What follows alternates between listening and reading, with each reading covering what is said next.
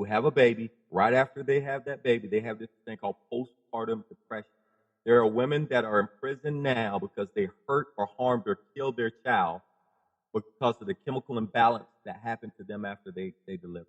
There have been people that struggle with post-traumatic stress disorder because they saw horrible things, whether it was at wartime, whether it was losing children because you were a fireman, or maybe somebody struggled through a rape or sexual abuse. Mental health or mental illness, there are a lot of different faces in mental illness. So it's really hard to say what it is. It's a lot. Let me make it personal, Lefford. Again, your book is incredible. I mean, it offers what needs to be done, and you provide encouragement on how each one of us can maybe go out and try to do something to get the ball rolling. Basically, a whole lot of it's got to do with these people that are mentally ill. They're not getting the proper treatment. They're not on the right medications. And so in your chapter 23, making the important difference. And by the way, every chapter starts with a quote. Did you come up with those quotes as far as the research to bring those quotes in each chapter? I assume you did. You wrote the book. Yeah, but you find quotes. There are quotes that touch you when you see. So they're not my. They're other people's quotes. No, no. What I mean is you compiled the quotes. Yes. And every chapter has a quote that I could meditate on because it's so poignant. This one in chapter 23, Jim Kelly. I assume, is that the football player? Yeah. Okay. Make a difference today for someone who's fighting for their tomorrow. Now, let me read a couple paragraphs of what we've got here. Okay. Now, this is about, okay, being human, we sometimes judge knowing a situation. We also, though, judge without knowing. Take, for a quick example, that you hear someone in your neighborhood was involved with a run-in at a convenience store and then with police and was arrested. You feel safer with them being kept in jail without even hearing the story, right? Likely, I might be on point here, but what about the story? What about the individual? What if you knew that person was a 27-year-old who had a mental illness, PTSD, and could not afford to buy their medication and so did not take the medication? What if you learned that that same 27-year-old committed a small, non-violent, trivial crime like petty larceny over at the convenience store, only because they weren't on their medication and were desperate to eat because they lost their job, had no money, and were starving? The individual did not have a weapon. Okay, I'm going to stop there. Lefford, the book is just so full of real life situations, but what it comes down to is, you know, you're talking about, what if this is in your family? Is this the way you want your child to be treated if he does something because he's just having a hard time? You give so many examples about families that are trying to do the very best they can. You made it real, Lefford. It's amazing. So I think that what you're trying to do is have people understand if they get thrown into prison, you've got some horror stories about people that are thrown into prison. Your TED Talk shares some of that also. But Lefford, I mean, you gave a story about somebody that, I think it was a woman that cursed out some guards or something, and she was put in solitary confinement for like 3 years because of her cursing. I mean, prisons are not supposed to be mental hospitals, and so take it to some of that stuff, please. Well, the prisons weren't. Back in the 80s when they released, they closed a lot of prisons because of some bad, not only bad press, some bad outcomes. Actually, for years, the mental health system, the mental health facilities were used as just like places you just threw people in to what's the word I'm looking for? You threw people in there to like put them on ice, to keep them away from the public eye, because mental illness was seen as a blemish on some really prominent families.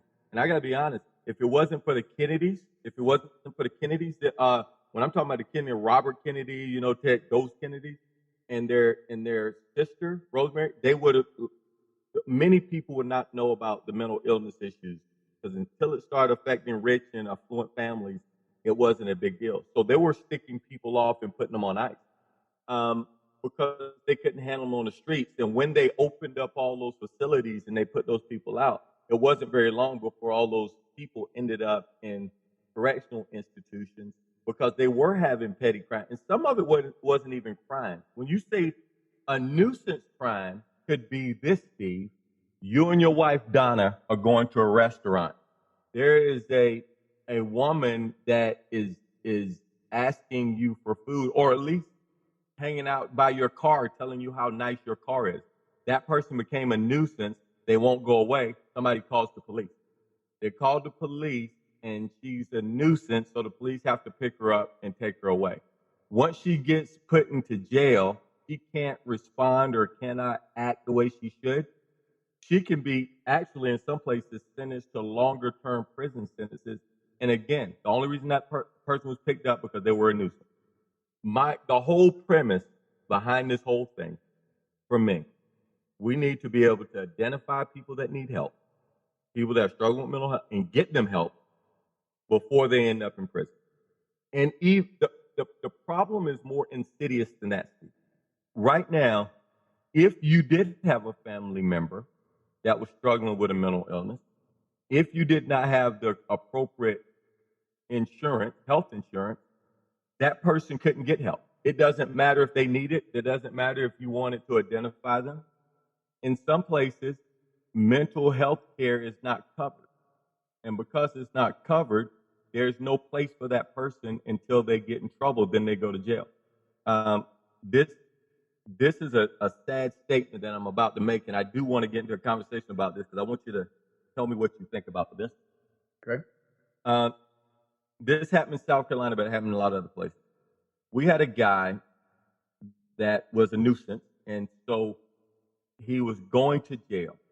The judge knew that if the person went to prison, he was going to go to jail for 30 days. In the state of South Carolina, 91 days you can be put in prison.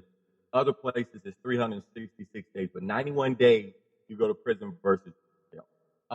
The judge knew that if you were only going to go to prison for 6 months, you were not going to be put into a program where you can get your mental health care taken care of.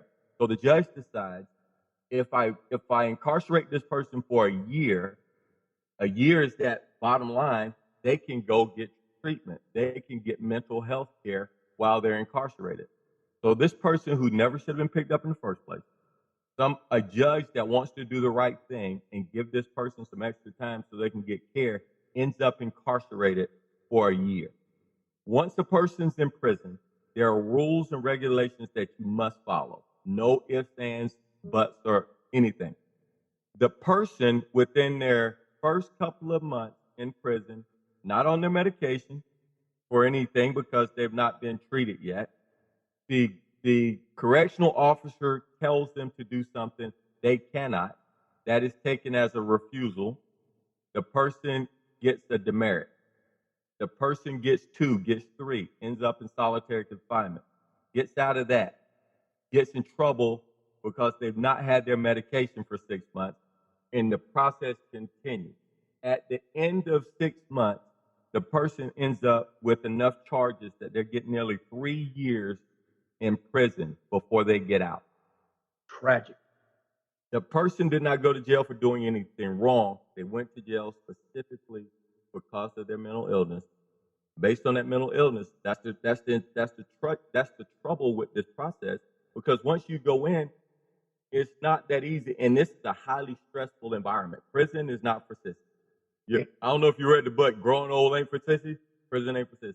Yeah. It is really tough to live through that process, especially when you have a mental dysfunction. So how do we resolve something like that in this society? Yeah. I was going to say, if you think that bullying on the outside in high schools and stuff is bad, you don't want to go inside a prison and see what bullying is. No. So Steve, like I said, I mean, there is so many things, and the whole premise behind the book is identifying people that need the help, but not only identifying them, we as a society have to figure out a way to provide treatment for people that have mental health issues and to be able to treat that, because it is a very hard thing for a person to admit they have a problem to go get help. It's really shameful for a family to have a child or a spouse that's struggling with mental illness But when they get the courage to go ask for help and then they're turned down or they can't afford it because of the cost of the care, it's a catch-22. And so for me, identifying, treating, and then preventing people from coming back it's a whole system of things that's required for us to keep people safe. And that's the big push of this whole book. It's not a silver bullet. I wish that I was bright enough or smart enough to be able to write a book that says this is the answer. I think there are many answers to the problem. This is a starting point, because I believe those three things is a way to correct corrections, but we got to start somewhere, and we got to start today. Lefford, let me say this. I read a lot, and some people write books that are basically compilations of other people's stuff that's out there. Some people can express themselves and really put their own opinion and prove it with facts out there, not just a bunch of opinions. Right. Chapter 3, getting down to it. What I'm trying to tell the listeners here is that what your book is, it's about 29 chapters, 27 chapters, maybe, I don't know. But you've got an incredible amount of resources there. You cover so many states that offer treatment centers that people can call, do different things. You really talk about what's going on in a way that communicates an understanding that we all need to go. And it's so simple. Those quotes that I said that you brought forth in each chapter, they're really good. Chapter 3, getting down to it. This is by John Lewis. Yeah. We must bring the issue of mental illness out into the sunlight, out of the closet, out of the shadow. Deal with it. Treat people. Have centers where people can get the necessary help. And then there's a quote here that's further. What surprises me the most of all of the statistics we can go through is that there are plenty of solutions out there about how to fix our problem of incarcerating the mentally ill. As I said, something has to be done. If each of us can do something, change can occur. We have to stand together, let our politicians know that change is needed. We can make a difference. Lefford, you're a catalyst for change. And that's what I said about you. You don't just have the desire. You got the drive and the discipline. You bring things together. This book is, in my mind, it's groundbreaking. I'm not kissing up to you because you're my good friend at all. No, what impressed me about this book is that I've heard you speak many times. I've listened to probably 30 of your seminars that you give, things like that. We've got a lot of interaction. We did a whole year of Design Your Empowered Year. I pretty much feel that I know where you're coming from. I know where your heart is. I know where you give glory. But this book impressed me because you gave facts, figures, statistics. Share some of the statistics about juveniles that go into a juvie. What happens in their life when some kid gets sent to the office and gets expelled, and then go through the life of some juveniles and where they end up in prison. Well, let me back up and say a couple of things. One, we do know how to fix this. And one of the things I said in my talk is that the biggest gap in life isn't between what we know and don't know. It's what we know and what we don't do. That's one. Two, we often make it somebody else's problem. Senator Lefford, he was a South Carolina senator who got really engaged with mental illness, but he didn't get involved with it until his nephew committed suicide. Because unless it comes home, it's like right now, the president, we talk about the opioid epidemic. This same epidemic that we're going on with the opioid epidemic was what went on in the earlier years in the 70s, 80s, and 90s with crack cocaine. Yep. Now it's opioids. It is not until it touches the lives of people who matter, and I'm doing the air quotes, that it becomes an issue, right? Also, it's like in the talk. This book is based on, I did my talk, and I went out and I found a bunch of TED Talks from different places across the country. And I reviewed and I studied articles and I read prison documentation. Everywhere you look, Steve, this information is out there. I think what I was able to do is I said, you know what? I'm a simple